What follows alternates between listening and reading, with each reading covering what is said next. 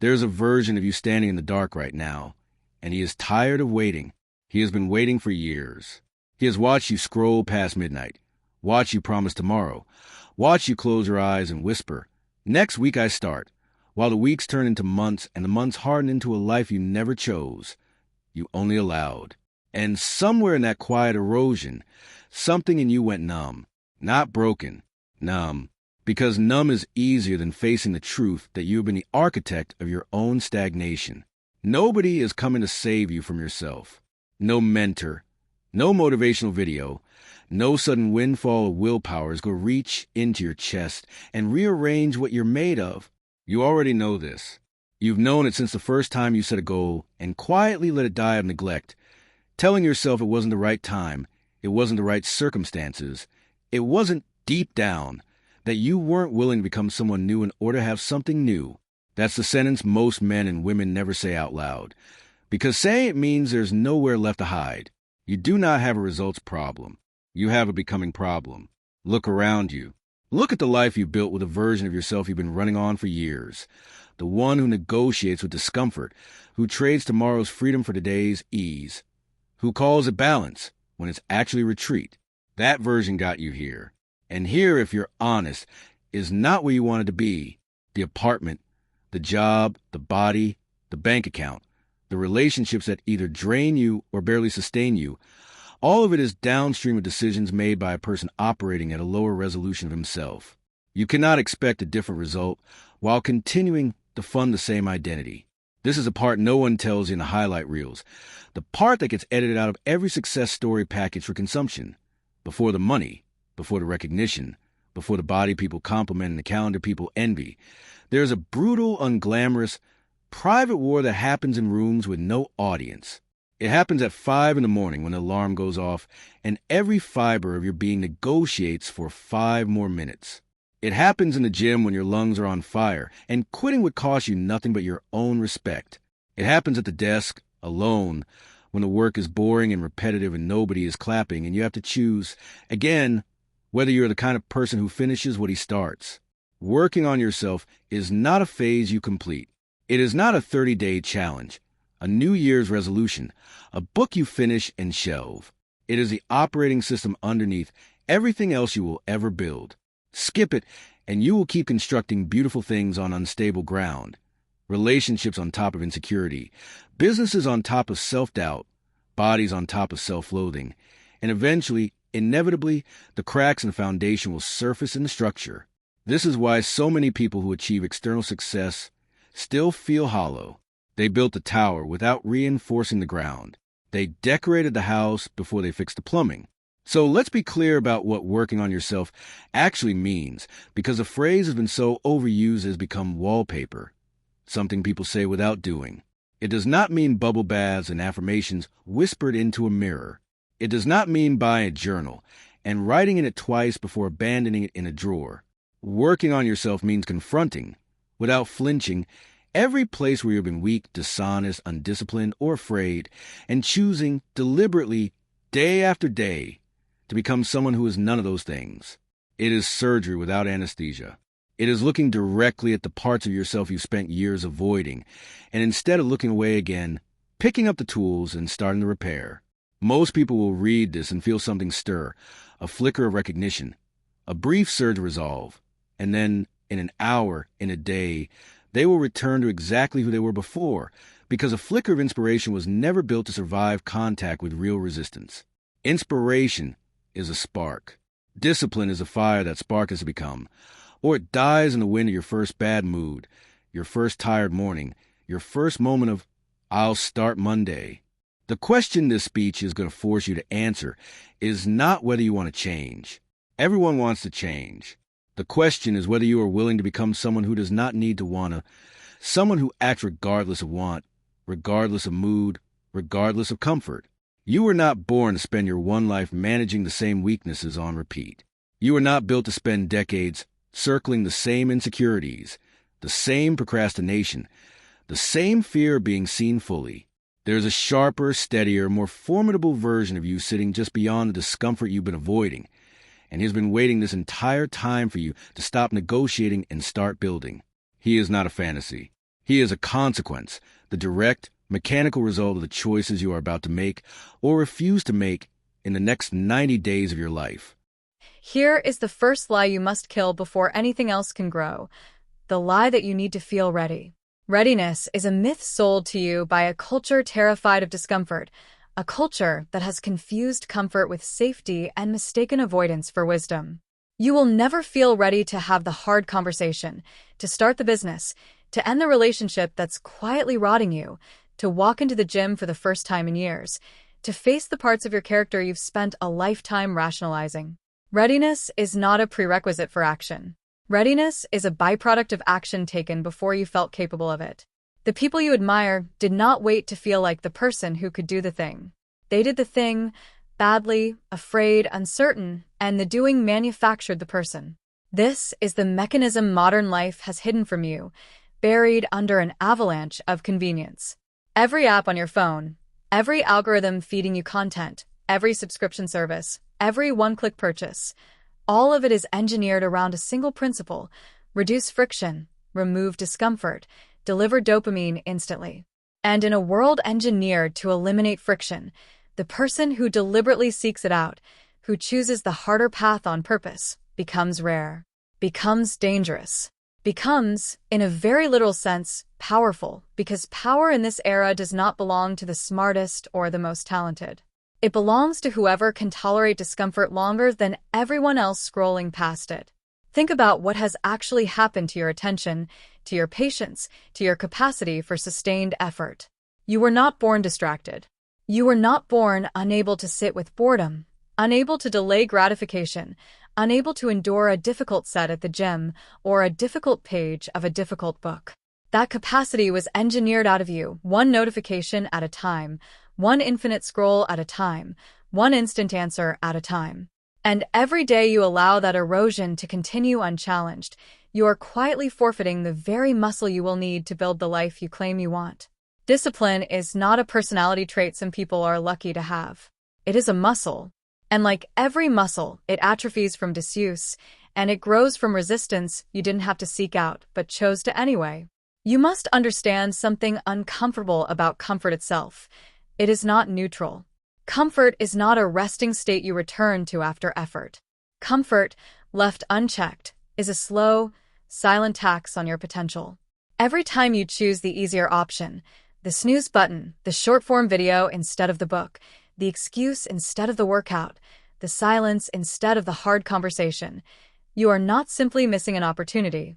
You are actively training your nervous system to default to retreat.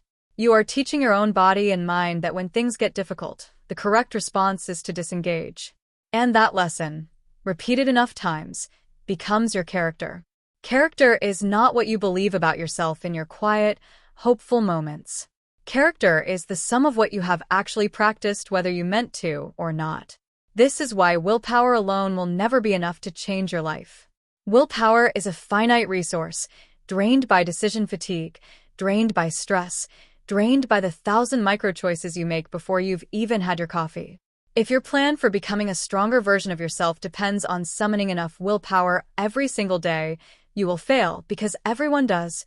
Willpower was never designed to carry that weight. What actually changes a life is identity. Not "I am trying to work out," but "I am someone who trains, regardless of mood."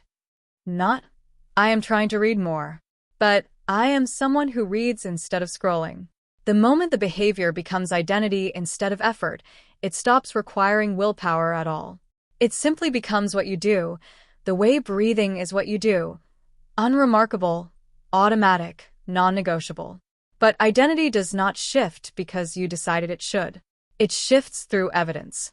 Every time you do the hard thing when you didn't feel like it, you are casting a vote for a new identity, and every time you take the easy way out, you are casting a vote for the old one. Nobody transforms in a single dramatic moment despite what the movies tell you. Transformation is the compounding residue of thousands of small votes, most of them invisible, most of them made in rooms where nobody was watching and nothing seemed to be at stake. But everything was at stake, every single time, because you were building or dismantling the person who will eventually have to live the rest of your life. Understand this deeply. The man who wakes up at 5 and trains before the sun is up is not more talented than you. The woman who built a business from nothing while working a job she hated is not luckier than you. They simply stopped negotiating with themselves earlier than most people do. They made peace with being uncomfortable as the price of admission for becoming who they wanted to be, and they paid that price daily, without needing applause, without needing anyone to notice, because the reward was never external in the first place. The reward was becoming someone they could actually respect when they looked in the mirror, someone whose word to himself actually meant something. That is the currency you have been bankrupting for years, the promises you make to yourself and quietly break. Every broken promise to yourself, no matter how small, teaches your subconscious that your word carries no weight. And once your own mind learns that your commitments are negotiable, it will negotiate everything: your goals, your standards, your boundaries, your future. Self-trust is built the exact same way trust is built between two people, through a track record of kept promises, especially the small, unglamorous, unwitnessed ones. The 5-minute workout you almost skipped. The page you almost didn't read. The alarm you almost snoozed. Every one of those moments is a courtroom, and you are both the defendant and the judge, and the verdict either builds your credibility with yourself or destroys it further. There comes a moment, and if it hasn't arrived yet, it is coming, because life eventually forces a reckoning on everyone, when the cost of staying the same finally outweighs the cost of changing. This is a turning point, and it rarely announces itself with fanfare. It usually arrives quietly, in the middle of an ordinary day, when you catch your reflection in a window and don't recognize the tired, apologetic posture staring back. Or it arrives at a moment of humiliation, a rejection, a diagnosis, a breakup, a financial collapse, some external event that simply makes the internal rot impossible to ignore any longer. Pain, it turns out, is a far more reliable teacher than inspiration ever was, because pain doesn't care about your excuses. You do not need to wait for a catastrophe to force your hand. That is the old way, the reactive way, where people only change once life has backed them into a corner with no other option. The disciplined version of you does not wait to be cornered. He looks at the trajectory of his current habits, extends a line 10 years into the future, and makes a decision based on that projection rather than on today's temporary comfort. This is the entire difference between the person who transforms and the person who merely survives. The transformed person makes decisions based on the person they are building toward, while everyone else makes decisions based on how they feel in this exact moment. Once the decision is made, truly made, not the soft, wishful kind of deciding, but the kind that reorganizes your entire relationship with discomfort, everything about your daily architecture has to change. You cannot keep the same environment, the same triggers, the same people, the same schedule, and expect a different output. Environment is stronger than willpower every single time. This is not motivational language. It is a structural fact about human behavior. The person who keeps junk food in the house and relies on willpower to resist it will lose, eventually, to a hungry moment at 11 at night. The person who simply does not buy the junk food removes the battle entirely. Discipline, at its most advanced level, is not fighting temptation constantly. It is engineering your life, so the temptation rarely has a chance to reach you. This is why the early days of transformation feel so disorienting. You are not just building new habits. You are dismantling an entire ecosystem that was built, consciously or not, to sustain the old version of you. Friends who only know you as a person who complains but never acts will resist your growth, sometimes without even realizing they're doing it, because your change is an unconscious indictment of their own stagnation. Family members who benefited from your old, more agreeable, more available self may push back when you start setting boundaries, waking earlier, saying no, protecting your time like the finite resource it actually is. None of this means these people are your enemies. It means transformation is not just personal, it is structural, and structures resist being rebuilt. You must be willing to be temporarily misunderstood. This is one of the hardest and most necessary truths in this entire process. The people around you knew a version of you that no longer exists, and some of them will grieve that version, will resent its absence, will try, sometimes gently, sometimes aggressively, to pull you back into familiar patterns because your old self was comfortable for them, even if it was killing you. Growth, real growth, is often lonely in its early stages, not because you're isolating yourself, but because you are moving at a different speed and toward a different destination than the people who only knew the smaller version of you. This is where most people quit. Not because the work itself is unbearable, but because the social cost of change feels heavier than the private cost of staying stagnant.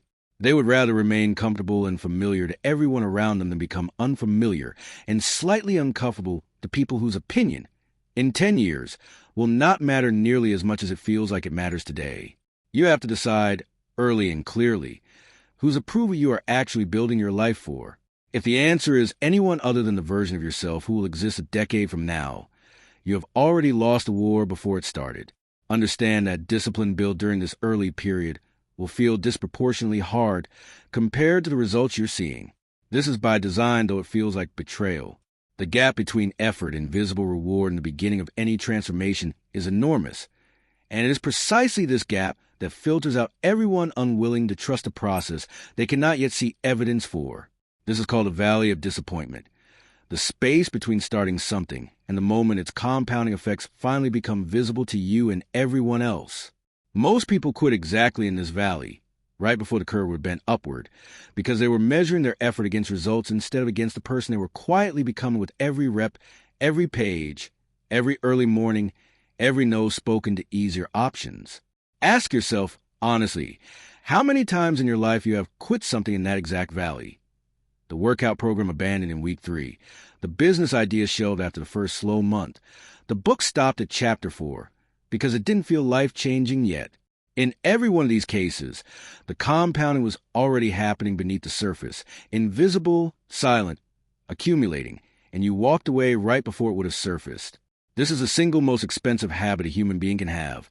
Quitting in the valley, over and over, across every domain of life, and wondering why nothing ever seemed to compound into anything significant. The process of building yourself into someone new does not care about your feelings, and this is precisely why it works. Feelings are unreliable narrators. They fluctuate with sleep, with blood sugar, with weather, with a single bad conversation. If you build your discipline on the shifting sand of how you feel each morning, you'll always be at the mercy of whatever mood arrives uninvited. This is why the strongest people you know, the ones who seem unshakable, who seem to move through resistance like it barely exists, are not people who feel motivated more often than you. They are people who long ago stopped waiting for motivation and started acting from identity and standards instead. A standard is different from a goal. A goal is something you're working toward. A standard is something you refuse to fall below, regardless of circumstance. Goals are conditional.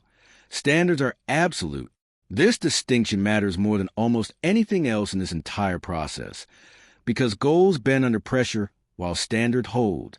When you say, I want to work out 4 times a week, that is a goal, and goals evaporate the first time you're tired, busy, or uninspired. When you say, I do not miss 2 days in a row, no matter what, that is a standard, and standards survive contact with bad days because they were designed with bad days already factored in. You need to build your entire self-improvement architecture around standards, not moods, not motivation, not even goals in traditional sense.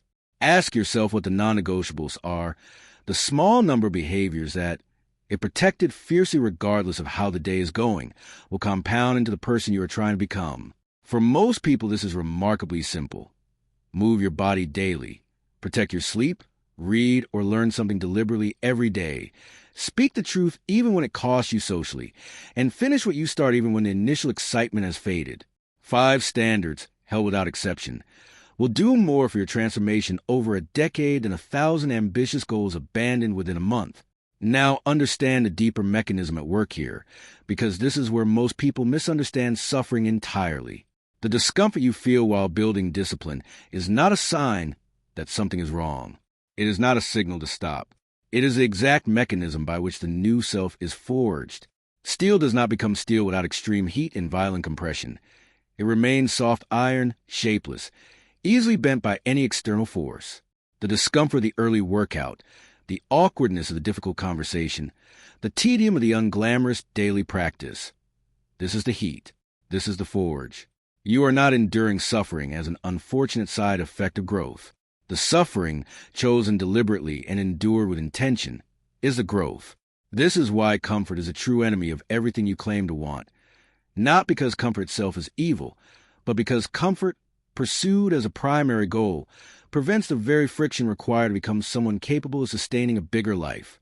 You cannot build a capacity to handle real pressure, a demanding career, a family that depends on you, a body that performs under stress, a mind that stays calm during chaos, while simultaneously avoiding every form of manageable discomfort in your daily life. The two are incompatible. Every time you choose the path of least resistance, you are quietly voting against a version of yourself who can handle real weight when it eventually arrives, and it always eventually arrives. Consider what actually happens inside a single difficult set at the gym when your muscles are screaming, and your mind is negotiating for you to stop. In that exact moment, you are not just building muscle fiber. You are teaching your nervous system that you are the kind of person who continues when the voice inside says stop. That lesson transfers. It does not stay locked inside the gym. The person who learns to push through the last 3 uncomfortable reps becomes the same person who can sit through an uncomfortable conversation with a business partner, who can push through the 10th rejection while building a company, who can sit with a difficult emotion instead of numbing it with distraction. Discipline is not compartmentalized. It is a single muscle expressed across every domain of your life simultaneously. This is also why the people who seem to have it easier than you almost never actually do. What you are witnessing, when you see someone who appears calm under pressure, decisive under uncertainty, and resilient under criticism, is not a natural gift. It is the visible output of thousands of hours of invisible repetition. Hours nobody filmed, hours nobody clapped for, hours that felt, in the moment, like nothing was happening. You are only ever seeing the compound interest. You never see the years of unglamorous deposits that made the interest possible. This should not discourage you. It should be the single most liberating realization available to you, because it means the trait you admire in them is not reserved for people born different from you. It is available to anyone willing to make those same invisible deposits. Starting today, starting with whatever is currently in front of you, the Forge does not ask whether you feel ready. It only asks whether you show up again and again, especially on the days you do not want to. And slowly, without your noticing exactly when it happened, the raw material you used to be, reactive, easily discouraged, easily distracted, becomes something with actual structural integrity, something that can bear weight, something that other people, without knowing why, begin to trust, respect, and rely on because they can sense, even if they can't articulate it, that you are no longer the same soft iron you once were. Resistance will not disappear once you commit to this path. This is the part almost every version of this message gets wrong. The false promise that if you just push through the beginning, the hard part ends and the rest becomes easy. It does not. What changes is your relationship to resistance, not its presence. The advanced version of you does not feel less friction than beginner version. He simply no longer treats friction as a signal to negotiate. He has made peace with the fact that resistance is not a sign he's on the wrong path. It is confirmation he is on the right one. Because meaningful growth, by definition, occurs exactly at the edge of what currently feels comfortable. Failure will visit you repeatedly throughout this process, and how you interpret each failure will determine whether it becomes fuel or an exit ramp. Most people treat failure as evidence about their identity. I failed, therefore I am someone who fails at this. This interpretation is not only inaccurate, it is a form of self-sabotage disguised as self-awareness. Failure is not evidence about who you are. It is data about what didn't work, nothing more. The people who eventually become extraordinary at anything are not the people who failed less than everyone else. They are the people who refuse to let failure become a verdict on their identity, choosing instead to treat it as information to be examined, adjusted for, and moved past. This distinction between failure as verdict and failure as data is the difference between a life that compounds and a life that resets to zero every time something goes wrong. If every setback requires you to rebuild your entire sense of self before you can try again, you will run out of time and energy long before you run out of setbacks. Because setbacks are not the exception in any worthwhile pursuit, they are the baseline condition. The question was never whether you would fail. The question is whether failure would cost you your identity each time, or simply cost you a data point you adjust for on the next attempt.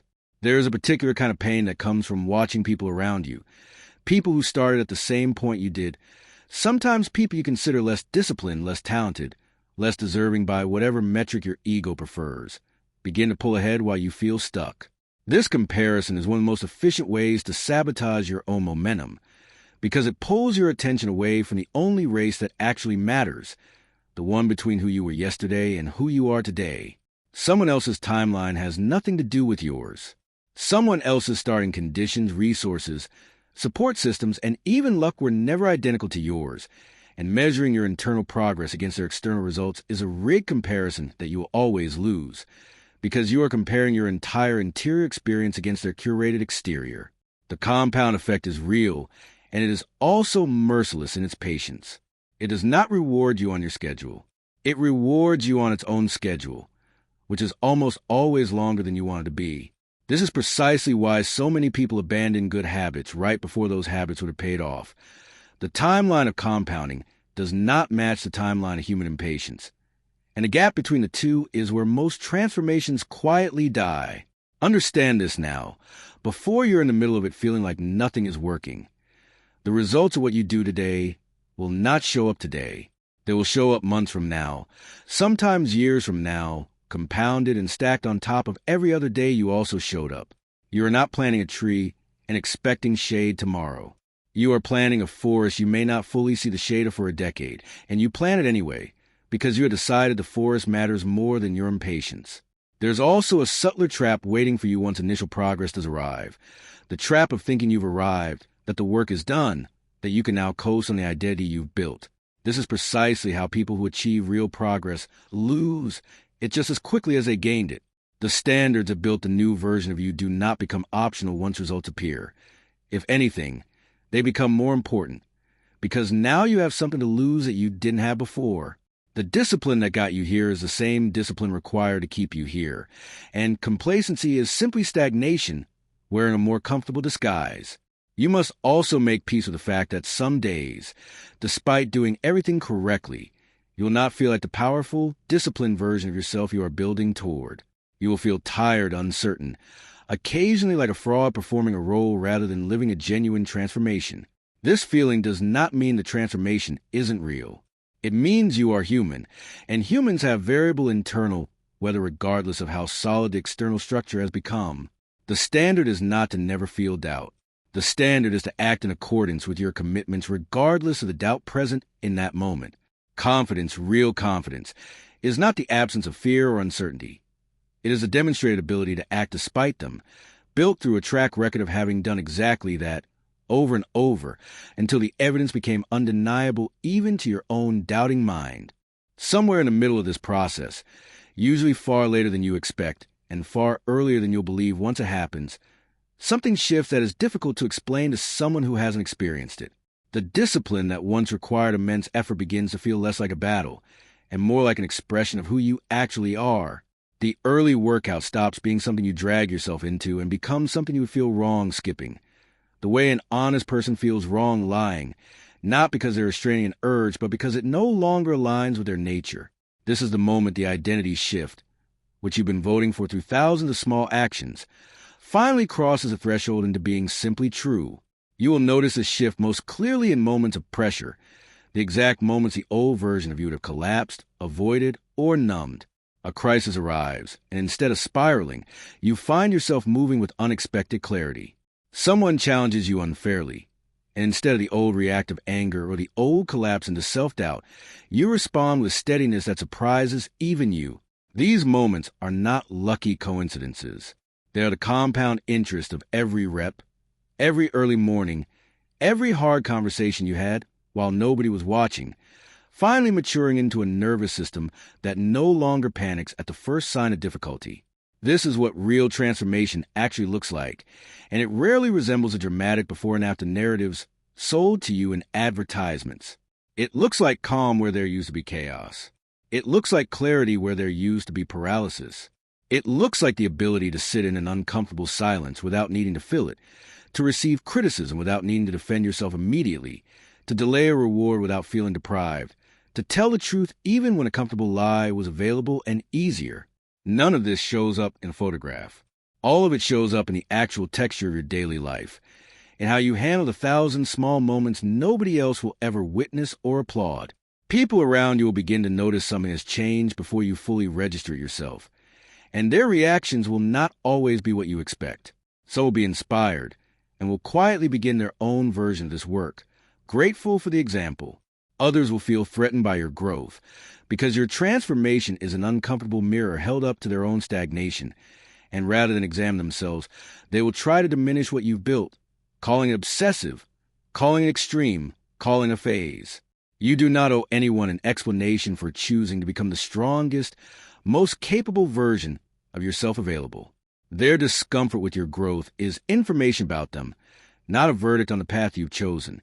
Understand that becoming this version of yourself is not a finish line you cross once and then relax forever.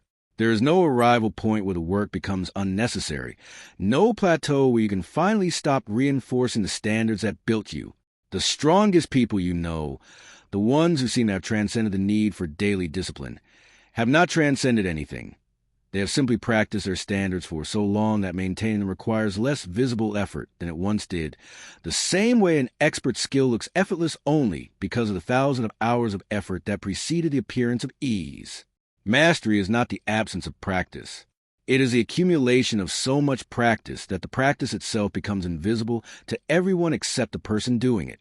This means you must release permanently the fantasy that you are working toward a day when discipline will no longer be required. That day does not exist for anyone, regardless of how successful, wealthy, or accomplished they become. What changes is not the requirement for discipline. What changes is your relationship to it, until the standards you once had to force yourself into become simply the baseline conditions of who you are, requiring the same minimal deliberate effort it takes to brush your teeth or to tell the truth. The goal was never to reach a point beyond effort. The goal was to become someone for whom this particular effort no longer feels like a sacrifice, because it has become identity instead of obligation. Look at what you have actually built by this point in the process. If you have stayed committed through the resistance, through the valley of disappointment, through the moment's comparison tried to steal your momentum, you have built something far more valuable than any single external result. A nervous system capable of choosing difficulty on purpose, a mind that no longer requires motivation to act correctly, a track record with yourself so consistent that self-trust is no longer a hopeful aspiration but a demonstrated fact. This internal architecture is portable. It travels with you into every arena of your life, your career, your relationships, your health, your finances, because the mechanism underneath all of them is identical. The willingness to do the necessary thing regardless of how you feel about it in the moment. Here is what almost nobody tells you about the far side of this process. The goal was never the body, the business, the bank account, or the recognition. Those are simply the visible residue, the surface evidence of an internal transformation that matters infinitely more than any of its external symptoms. If you had built the body without building the discipline underneath it, you would have lost the body the moment life got difficult again. If you had built the business without building the character required to sustain it, the business would have collapsed under the first real pressure. Everything external that lasts is built on something internal that was forged first, in private, without an audience, without applause, through choices nobody else will ever fully understand the weight of. You are not reading this because you need more information. You already know, somewhere honest inside you, exactly what needs to change. You know which habit is quietly bankrupting your future. You know which conversation you've been avoiding. You know which excuse you've been recycling for months, sometimes years, dressed up in slightly different language each time, so it feels new even though it's the same avoidance wearing a different coat. Information was never the missing ingredient. The missing ingredient has always been the decision. The actual, structural, non-negotiable decision to stop negotiating with your own potential. Picture the version of you standing 10 years from today, having either continued exactly as you are now, or having taken this moment seriously enough to finally begin the forge. One of those versions is still making the same excuses, still 1 year away from starting, still waiting for the right circumstances that will never arrive, because circumstances are not the obstacle and never were. The other version has become someone unrecognizable to the person reading these words right now. Steadier, sharper, more capable, more respected, not because life became easier for him, but because he became someone capable of handling whatever life brought by choice, one uncomfortable rep at a time. Both versions of you are currently available. Both are still possible as you read the sentence. The only variable separating them is what you choose to do in the next 24 hours.